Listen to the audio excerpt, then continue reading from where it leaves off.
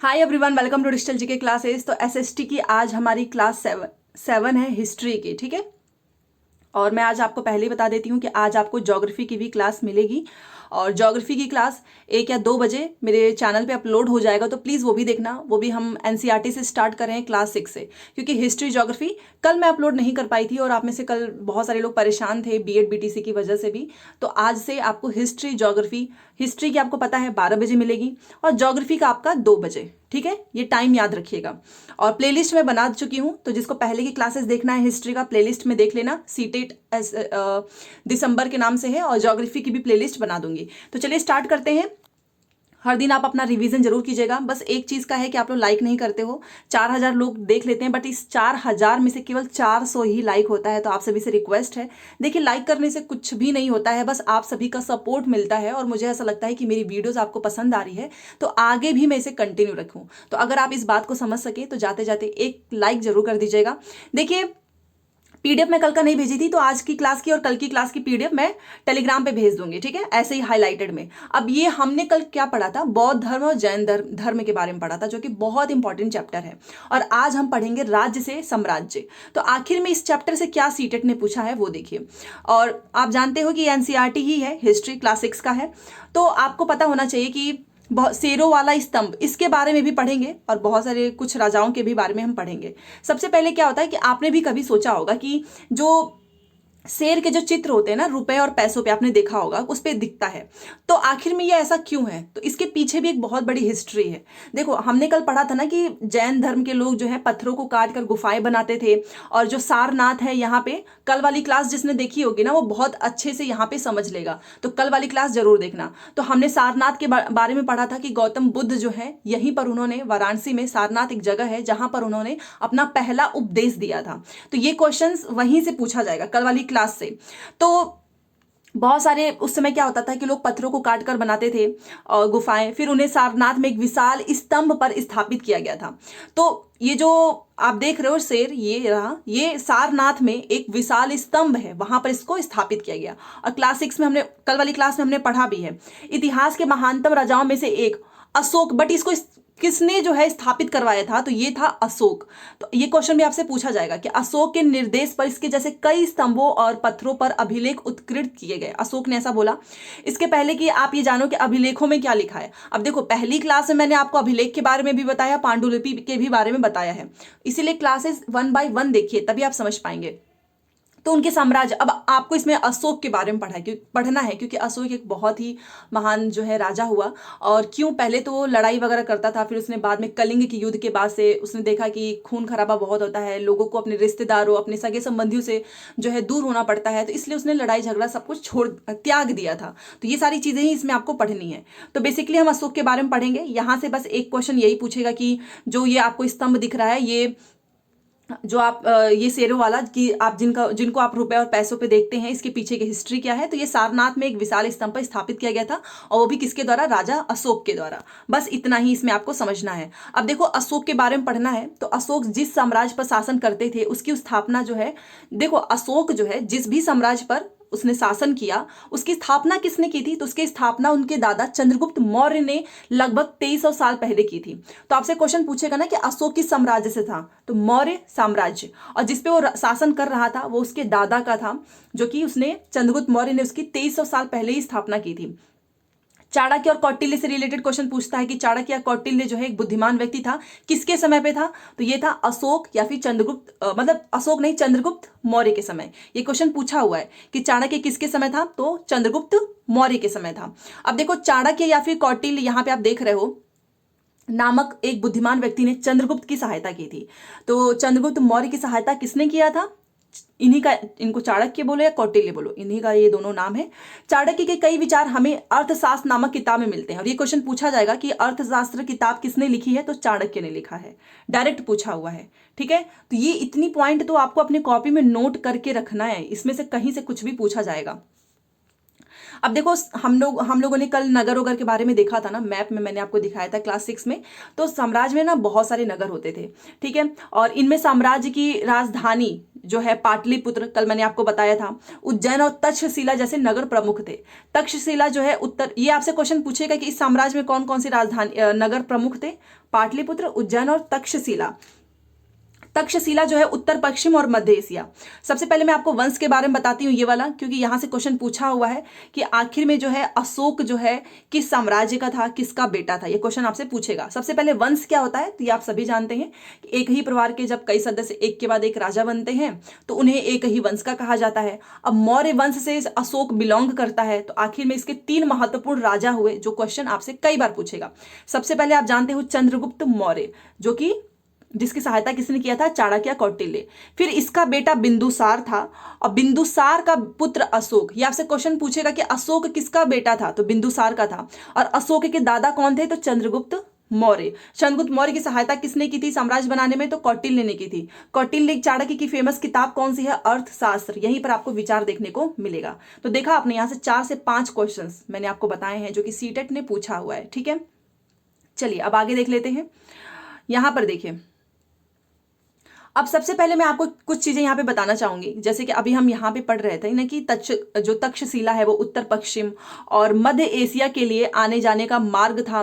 दूसरी तरफ आपको उज्जैन उत्तरी भारत से दक्षिणी भारत जाने वाले रास्ते में पड़ता था। शायद नगरों में व्यापारी, सरकारी अधिकारी और शिल्पकारी रहा करते थे। जो क्वेश्चन पूछेगा वो मैं आपको बता दूंगी, हाईलाइटेड वाला आपको ध्यान रखना है। साम्राज्य के बहुत बड़े क्षेत्रों में किसान और पशुपालकों के गांव बसे हुए थे। मध्य भारत जैसे इलाकों में ज्यादातर हिस्सा जंगलों से भरा हुआ था। वहां पर लोग फल फूल का संग्रहण और जानवरों का शिकार करके जीविका चलाते थे। साम्राज्य के अलग अलग इलाकों में भिन्न भिन्न भाषाएं वो बोलते थे, और उनका भोजन भी अलग था, और अलग अलग तरीके के वो कपड़े भी पहनते थे। तो ये वहां के साम्राज्य के बारे में विशेषताएं बताई जा रही हैं, ठीक है। अब देखो, अशोक के शिलालेख तो हमको मिला है, तो कहां कहां पर मिला है उसको मैं इस मैप में दिखाने वाली हूं। लाल बिंदु से दिखाया गया है, ये सारे इलाके साम्राज्य के भीतर थे उन, ठीक है। और तो सबसे पहले अशोक का शिलालेख हमको कहां कहां मिला है वो देखिए। ये देखिए, अशोक का शिलालेख लंपक में मिला है, कंधार में मिला है, मनसेहरा में मिला है, सहबाजगढ़ी में मिला है, कलसी, टोपरा, इतने सारे जगह हैं। ये देखिए, सारनाथ, कौसाम्बी, रूपनाथ, गुज्जर, ठीक है, गिरनार, सोपारा, सन्नाती, मस्की, ब्रह्मगिरी, धौली, जौगढ़। ये इतने नाम नहीं पूछे जाएंगे, एक दो नाम ही पूछा जाता है, जैसे कि लुम्बिनी हो गया, सारनाथ हो गया। यहाँ पे अशोक के शिलालेख मिले हैं। तो जितने भी आपको लाल लाल जो है गोले दिख रहे हैं ना, यहाँ पे अशोक का शिलालेख मिला हुआ है, ठीक है। और ये मौर्य समाज के उस युग के प्रमुख नगर और अभिलेखों के प्राप्ति स्थल है। तो यहां से अभिलेख मिला है।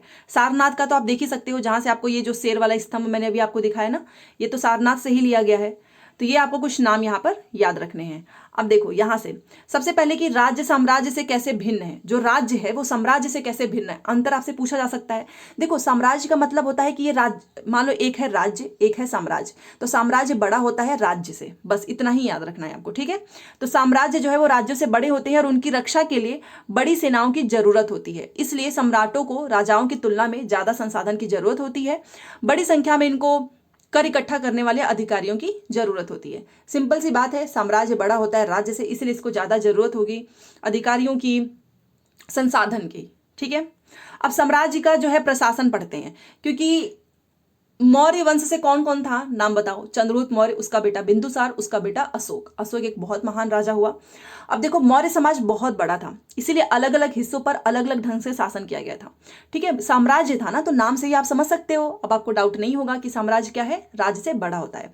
पाटलिपुत्र उसके आसपास के इलाकों पर सम्राट का सीधा नियंत्रण था। इसका मतलब यह हुआ कि इस इलाके के गांवों और शहरों के किसान, पशुपालक, शिल्पकार, व्यापारियों से कर इकट्ठा करने के लिए राजा अधिकारियों की नियुक्ति करता था। जो राजा के आदेशों का उल्लंघन करते थे, अधिकारी उनको सजा भी देते थे। इनमें से कई अधिकारियों का वेतन भी दिया जाता था, ठीक है। तो कुल मिलाकर ये मौर्य साम्राज्य के बारे में बताया जा रहा है कि इसमें क्या होता था कि संदेशवाहक एक जगह से दूसरी जगह घूमते रहते थे। राजा के जासूस अधिकारियों के कार्यकलाप पर नजर रखते थे। इन सब के ऊपर सम्राट था, जो राज परिवार वरिष्ठ मंत्रियों की सहायता से सब पर नियंत्रण रखता था। वीडियो को 1 से 2 बार आप जरूर देखिएगा, कहानी की तरह पढ़ेंगे तो ज्यादा अच्छे से समझ में आएगा। और जब भी इंपॉर्टेंट पॉइंट्स मैं आपको बताऊं तो नोट करते जाइएगा, ठीक है। अब ये देखिए, मौर्य साम्राज्य के भीतर कई छोटे क्षेत्र या प्रांत थे। इन पर तक्षशिला या उज्जैन जैसी प्रांतीय राजधानियों से शासन किया जाता था। तो ये आपसे क्वेश्चन पूछे कि छोटे क्षेत्र या प्रांत कौन से थे, तो एक तक्षशिला या फिर उज्जैन। ठीक है, ये आपसे यहाँ पे पूछा जा सकता है। कुछ हद तक पाटलिपुत्र से इन क्षेत्रों पर नियंत्रण रखा जाता था और अक्सर राजकुमारों को वहां का राज्यपाल बनाकर ये लोग भेजते थे। ओके, लेकिन ऐसा लगता था कि इन जगहों पर स्थानीय परंपराओं और नियमों को ही माना जाता है। प्रादेशिक केंद्रों के बीच विस्तृत क्षेत्र थे। इन इलाकों में मौर्य शासक सिर्फ मार्गों और नदियों पर नियंत्रण रखने की कोशिश करते थे, जो कि आवागमन के लिए महत्वपूर्ण थे। ठीक है, अब बेसिकली यहां से आपसे एक क्वेश्चन पूछा जाएगा कि अर्थशास्त्र आप मुझे बताओ किसने लिखा है। अभी मैंने आपको बताया चाणक्य और कौटिल्य ने, ये आपसे क्वेश्चन पूछा जाएगा। और ये भी आपसे पूछेंगे कि कंबल के लिए कौन सा फेमस था, तो उत्तर पश्चिम। उत्तर पश्चिम जो है किस चीज के लिए फेमस था, कंबल के लिए, और दक्षिण भारत सोने के लिए। तो ये जब भी आपसे क्वेश्चन आपके दिमाग में जब भी उत्तर पश्चिम आए तो याद रखिएगा ये कंबल के लिए फेमस था और दक्षिण भारत सोने के लिए। और ये किसमें लिखा गया है, अर्थशास्त्र में लिखा गया है। ठीक है, और कीमती पत्थर जो है के लिए प्रसिद्ध था, मतलब कि ये जो दक्षिण भारत है ये सोने और कीमती पत्थर के लिए प्रसिद्ध था, उत्तर पश्चिम कंबल के लिए। ओके, अब यहां पे देखो, और अंत में जंगल वाले इलाके आते थे, वहां रहने वाले लोग काफी हद तक स्वतंत्र थे। उनसे यह उम्मीद की जाती थी कि वे मौर्य पदाधिकारियों को हाथी, लकड़ी, मधु और मोम जैसी चीजें लाकर दें। तो अगर आपसे पूछा जाए कि कैसी चीजें लाकर देने की बात की गई थी, तो हाथी, लकड़ी, मधु, मोम। ठीक है, चलिए अब एक आता है कर से क्वेश्चन। देखिए कर से रिलेटेड क्वेश्चन क्या आता है कि ये कर क्या है, नजराना क्या है। तो देखो जहां पे कर जो है नियमित ढंग से इकट्ठे किए जाते थे वहीं पे नजराना जो है अनियमित रूप से जब भी संभव हो इकट्ठा किया जाता था। ऐसे नजराने विविध पदार्थों के रूप में प्रायः ऐसे लोगों से लिए जाते थे जो स्वेच्छा से इसे देते थे। तो नजराना और कर का मतलब पता चला। कर देखो रेगुलर बेस पे इकट्ठा होता है, बट नजराना जो है कभी भी पॉसिबल हो आप ले सकते हो। और कोई अगर अपने मन से दे, बोलते हैं ना कि मैं आपको नजराना देना चाहता हूं, तो इसका मतलब मैं अपने खुद के मन से देना चाहती हूँ। और कर का मतलब ये है कि देना ही है, चाहे मन हो चाहे ना मन हो। तो ये इसके बीच का एक डिफरेंस है। अब ये जो है ना, यहां से आपसे बेसिकली इंपॉर्टेंट क्वेश्चन पूछे जाएंगे। देखो सबसे पहले मेगस्थनीज जो है किसके दरबार में आया था, क्वेश्चन पूछा हुआ है, तो चंद्रगुप्त मौर्य के दरबार में आया था। ठीक है, चंद्रगुप्त मौर्य के दरबार में पश्चिम एशिया के यूनानी राजा सेल्यूकस निकेटर का राजदूत था। तो मेगस्थनीज कौन था, मेगस्थनीज जो है यूनानी राजा सेल्यूकस निकेटर का राजदूत था। किसके दरबार में आया था, चंद्रगुप्त मौर्य के दरबार में आया था। ये लाइन प्लीज लिख लेना, क्योंकि यहां से इतनी बार क्वेश्चन पूछा है फिर भी लोग कंफ्यूज हो जाते हैं कि मेगस्थनीज किसके दरबार में आया था। तो चंद्रगुप्त मौर्य के दरबार में आया था। ये कौन था, तो सेल्यूकस निकेटर का राजदूत। बस इतनी एक लाइन प्लीज लिख लो अपने कॉपी में। ठीक है, बस यहां से एक ही और यहां से ना कुछ आपसे नहीं पूछा जाएगा, ये जो बीच वाला है तो पढ़ाने का कोई मतलब नहीं है। अब देखो पाटलिपुत्र पटना के बारे में कितनी बार पढ़ चुके हैं। क्या है ये, तो एक विशाल और खूबसूरत नगर है और प्राचीर से घिरा हुआ है। 570 बुर्ज और 64 द्वार हैं। 2 और 3 मंजिल वाले घर लकड़ी और कच्चे ईंटों से बना हुआ है।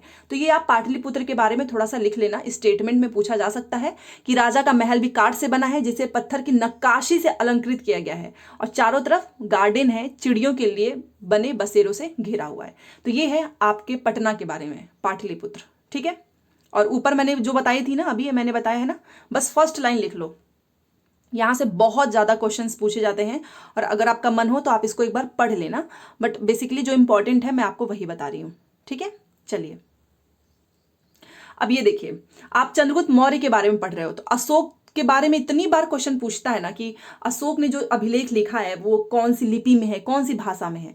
देखो अशोक तो एक अनोखा सम्राट था। आप जानते हो कि अशोक मौर्य वंश के सबसे प्रसिद्ध शासक थे।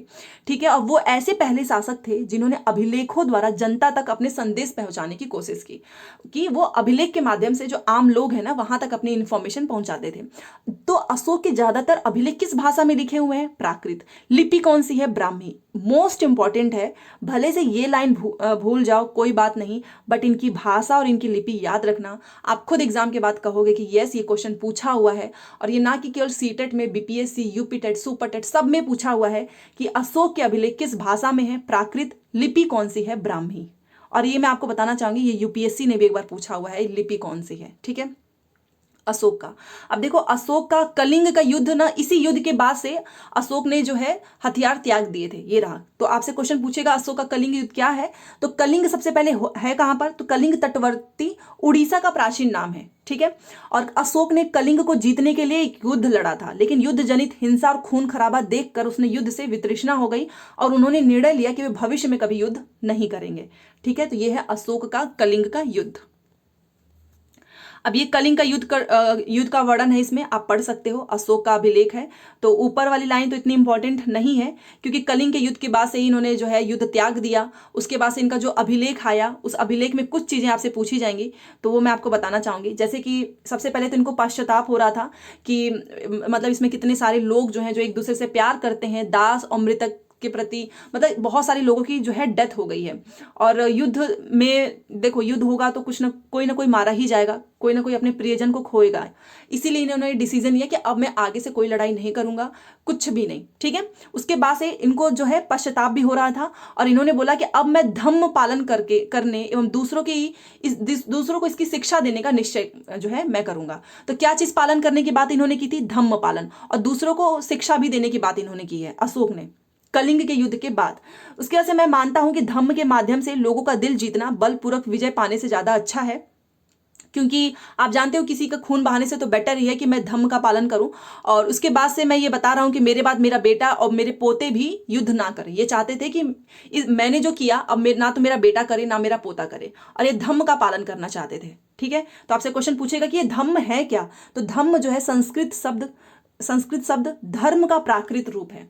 तो धम्म का मतलब धर्म का पालन करूंगा, ठीक है। ये क्वेश्चन पूछा हुआ है कि धम्म का मतलब क्या होता है, तो धम्म का मतलब धर्म, ये संस्कृत शब्द धर्म का प्राकृत रूप है, ठीक है। देखिए बेसिकली जो इंपॉर्टेंट है ना आपके एग्जाम्स के पॉइंट ऑफ व्यू से, वही मैं आपको बता रही हूँ। अब अशोक का धम्म क्या था, धम्म का मतलब धर्म।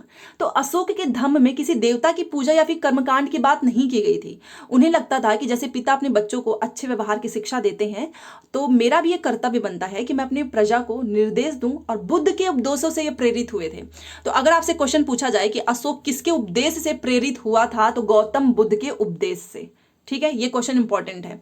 और ऐसी कई समस्याएं आई थी जिनके लिए उसमें संवेदना थी। उनके साम्राज्य में अलग अलग धर्मों को मानने वाले लोग थे, और जहां अलग अलग धर्म की बात होगी टकराव तो होगा ही। जानवरों की बलि भी चढ़ाई जाती थी, दासों और नौकरों के साथ कुव्यवहार होता था, परिवार में पड़ोसियों के बीच में झगड़े होते थे। अशोक ने यह महसूस किया कि इन समस्याओं का निदान उनका कर्तव्य है, इसलिए उन्होंने धम्म महामत नाम के अधिकारी की नियुक्ति की, जो जगह जगह पर जाकर, मतलब उन्होंने देखा कि यार ये इसका तो निपटारा नहीं हो पाएगा, तो उन्होंने क्या किया, अधिकारियों की नियुक्ति की और बोला कि तुम जाकर लोगों को इसकी शिक्षा दो, धम्म के बारे में बताओ। इसके अतिरिक्त अशोक ने अपने संदेश कई स्थानों पर शिलाओं स्तंभों पर भी खुदवा दिए कि लोग इसको पढ़ेंगे सुनेंगे।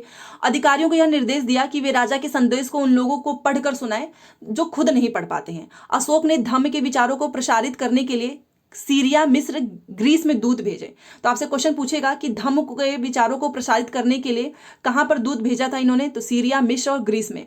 और इनका पुत्र थे महेंद्र और पुत्री थी संघमित्रा। किसी कार्य हेतु में इन्होंने श्रीलंका भेजा। तो आपसे एक तो क्वेश्चन पूछेगा कि कहां कहां दूत भेजे, सीरिया, मिस्र, ग्रीस, और उनका पुत्र कौन था, महेंद्र, पुत्री कौन थी, संघमित्रा। इनको कहां भेजा था इन्होंने इस काम के लिए, श्रीलंका। तो ये इतना पॉइंट आपको अपने कॉपी में नोट रखना है, ठीक है। अब यहां पर आपको एक पिक्चर दिख रहा होगा, ये देखिए ये क्या है, इसके बारे में पढ़ लेते हैं। ये देखिए, उत्कृष्ट पॉलिश वाले पत्थर की इस मूर्ति को देखो, यह बिहार के रामपुरवा में मिले एक मौर्यकालीन स्तंभ का हिस्सा है। तो ये जो आपको मिला है ना, ये बिहार का जो रामपुरवा है वहां पर मौर्यकालीन स्तंभ का हिस्सा है, और अभी इसको राष्ट्रपति भवन में रख दिया गया है, ठीक है। तो ये जो आप मूर्ति देख रहे हो, ये बिहार के रामपुरवा में मिला है, मौर्यकालीन स्तंभ का है, और इसको राष्ट्रपति भवन में रख दिया गया है। ये देखिए, ये पूरा बहुत ही सुंदर दिखता है, ठीक है। चलिए, तो इसके बाद से इन्होंने क्या किया, सड़कें बनवाई, कुएं खुदवाए, विश्राम गृह बनवाए, और इसके अतिरिक्त उन्होंने मनुष्यों और जानवरों की चिकित्सा की भी व्यवस्था की अशोक ने। तो ये वाला पॉइंट भी आप नोट कर लेना। अब अपनी प्रजा के लिए अशोक का क्या संदेश है, तो उन्होंने यही बताया है कि आपको लोगों को दान देना है, लोगों के साथ अच्छा व्यवहार करना है, और कर्मकांड हमारा किसी काम के नहीं है, आपको लोगों की ज्यादा से ज्यादा हेल्प करनी चाहिए, यही इसमें लिखा गया है। यहां से बेसिकली क्वेश्चन बनेगा भी ना तो आप कर लोगे, क्योंकि इसमें बस एक कहानी की तरह तरीके से एक्सप्लेन किया गया है। अशोक की भाषा कौन सी है बताओ? प्राकृत भाषा है। लिपि कौन सी है? ब्राह्मी लिपि।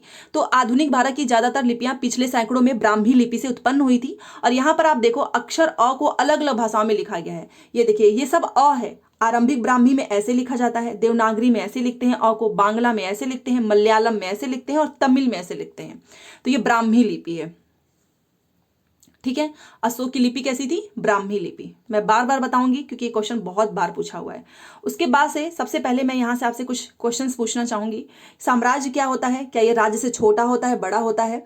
और धम्म का मतलब क्या है? ठीक है, ये आपको बताना है। बाकी अभी और नीचे है, बट यहाँ से कुछ क्वेश्चन मैं पूछूंगी क्योंकि यहाँ से क्वेश्चन बने हैं सीटेट में।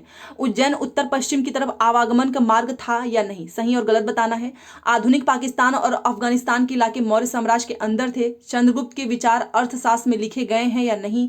कलिंग बंगाल का प्राचीन नाम था। अभी मैंने आपको बताया कि कलिंग किसका प्राचीन नाम था। अशोक के ज्यादातर अभिलेख ब्राह्मी लिपि में है, ये भी आपको सही गलत में बताना है। यहीं से 2-3 क्वेश्चन बन जाएंगे, ठीक है।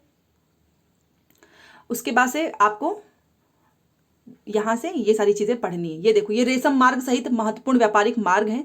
ये मैं पीडीएफ भेजूंगी तो आप इसमें देख सकते हो कि किस पे किसका नियंत्रण था, वो कलर से लिखा गया है। चीनी शासकों के नियंत्रण, कुषाणों के नियंत्रण, ईरान के, रोमन शासकों का, जैसे कि ये जो आपको रेड वाली लाइन दिख रही होगी ये चीनी शासकों के नियंत्रण है, ये देखिए, ठीक है। तो ये बस एक बार देख लेना, यहां से क्वेश्चन बना नहीं है। ये देखिए चीनी, भारतीय, ईरानी, ये भी यहां पर बताया गया है कि जो चीनी, भारतीय, ईरानी, अरबी, यूनानी, रोमन व्यापारियों ने इस आदान प्रदान में भाग लिया। दक्षिण भारत के पतन काली मिर्च तथा अन्य मसालों के निर्यात की दृष्टि से महत्वपूर्ण थे। और आप जानते हैं कि काली मिर्च वाला क्वेश्चन पूछा था कि काली मिर्च जो है कहाँ का महत्वपूर्ण है, तो दक्षिण भारत के पतन काली मिर्च तथा अन्य मसालों के लिए। और मानचित्र में आपको पोडुका दक्षिण भारत में जो है दिखेगा, ये अरिकामेडु का यह रोमन नाम था, ठीक है। चलिए यहां से बेसिकली उतना क्वेश्चन पूछा नहीं जाता है, इसलिए मैंने आपको नहीं बताया। यहां से बहुत क्वेश्चन पूछेगा, ठीक है। देखिए 2200 वर्ष पहले मौर्य साम्राज्य का पतन हो गया। आप जानते हैं कि मौर्य साम्राज्य का भी तो पतन होगा ही, पतन हो गया। उसके बाद से क्या हुआ ना कि यहाँ पर इसके स्थान पर कई नए राजाओं का उदय हुआ। पश्चिमोत्तर में तथा उत्तर भारत के कुछ भागों में करीब 100 साल तक हिंद यवन राजाओं का शासन रहा। इनके बाद पश्चिमोत्तर, उत्तर तथा पश्चिम भारत पर शक नामक मध्य एशियाई लोगों का शासन स्थापित हुआ। इनमें से कुछ राज्य लगभग 500 वर्षों तक टिके रहे, जब तक कि शक शासकों को गुप्त शासकों से पराजय नहीं मिल गई, ठीक है। अब देखो शकों के बाद कुषाणों का शासन हुआ, तो आप इसे अंदाजा लगा सकते हो कि मौर्य के बाद से जो है शक का शासन हुआ, उसके बाद से कुषाण का हुआ। ये आपसे पूछेगा, क्रम में लगाने के लिए भी पूछा जाता है। उत्तर तथा मध्य भारत के कुछ इलाकों में मौर्य सेनानी पुष्यमित्र शुंग ने एक नए राज्य की स्थापना की। तो ये आपसे क्वेश्चन पूछेगा कि पुष्यमित्र शुंग ने कहां पर राज्य की स्थापना की, तो उत्तर तथा मध्य भारत में। शुंगों के बाद कौन आया? कन्नौ आए। उसके बाद से कुछ और वंशों का शासन तब तक चला जब तक कि 1700 वर्ष पहले गुप्त साम्राज्य की स्थापना हुई। हमने देखा कि पश्चिम भारत के कुछ हिस्सों पर शकों का शासन था। पश्चिम भारत मध्य भारत पर रहे सातवाहन शासकों के साथ इनमें से कई युद्ध हुए, ठीक है। तो ये सारी चीजें हैं, आप यहाँ इसको एक बार डिटेल में पढ़ लेना। एक ही 2 क्वेश्चन पूछा हुआ है, जैसे कि ये पूछा है कि 2100 साल पहले स्थापित सातवाहन राज्य लगभग 400 सालों तक टिका रहा। 1700 वर्ष पहले मध्य तथा पश्चिमी भारत में वाकाटक वंश का शासन स्थापित हुआ। तो वाकाटक का पूछेगा आपसे, तो 1700 वर्ष पहले मध्य तथा पश्चिमी भारत में। उसके बाद से आप जानते हैं चोल चीर पांड्या से क्वेश्चन बहुत बार पूछा हुआ है कि दक्षिण भारत में 2200 से 1800 साल पूर्व के बीच चोल, चेर तथा पांड्यों ने शासन किया। 1500 साल पहले पल्लव और चालुक्यों के 2 बड़े राज्यों की स्थापना हुई। इसके अलावा और कई राज्य और राजा हुए। इनके बारे में हमने सिक्कों, पांडुलिपि पुस्तकों से हमें पता चलता है। कहाँ से? तो सिक्के से, पांडुलिपि से, अभिलेख से, पुस्तक से, जिनमें सामान्य स्त्री पुरुष का महत्वपूर्ण योगदान था।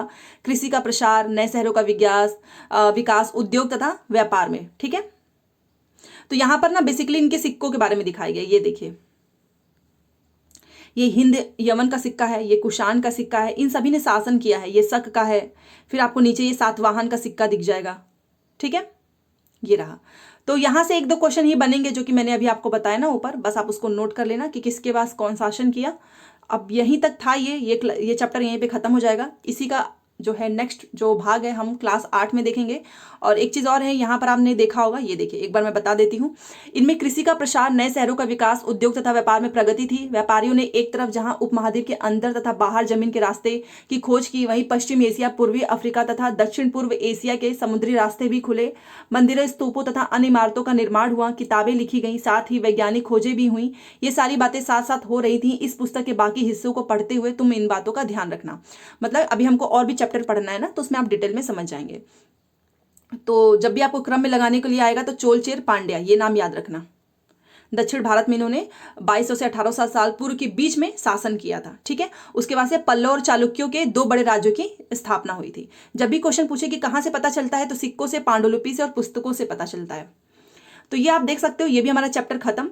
और इसमें कुछ कुछ क्वेश्चन ना बहुत इंपॉर्टेंट है, जैसे कि अशोक के बारे में आपको इसमें जो चीजें लिखी हुई है ना उसको भूलना नहीं है, ठीक है ना। जो भी अशोक के बारे में यहाँ पर कि कौन सा स्तंभ है, सारनाथ से लिया गया है, वो जो शेर का आपने स्टार्टिंग में देखा था। तो ये सारी चीजें हैं, इस चैप्टर से बहुत बार क्वेश्चन पूछा हुआ है सीटेट में भी और दूसरे एग्जाम्स में। तो आई होप आपको क्लासेस पसंद आ रही होंगी। पसंद आए तो जाते जाते लाइक शेयर सब्सक्राइब कर दीजिएगा। याद रखिएगा कि आज ज्योग्राफी की भी क्लास है, और ज्योग्राफी की क्लास आपको 2 बजे जो है मिल जाएगी मेरे चैनल से डेली। तो ये टाइम याद रख लीजिए कि 2 बजे ज्योग्राफी है और हिस्ट्री का आपका 12 बजे है। वैसे मैं टेलीग्राम पे क्लासेस भेज देती हूँ। जब आप चैनल को सब्सक्राइब करते हैं ना, तो बेल आइकन को प्रेस कर दें ताकि आपको क्लासेस के नोटिफिकेशन मिले। हिस्ट्री की हमारी अभी तक 6 क्लास, अगर मैं आज का ले लूँ तो 7 क्लास हो चुका है। बहुत जल्द हमारी हिस्ट्री समाप्त हो जाएगी, तो हम 7 क्लास का करेंगे, ठीक है। प्लेलिस्ट बनी हुई है, जाकर जरूर देखें। मिलते हैं नेक्स्ट क्लास में। Thanks for watching.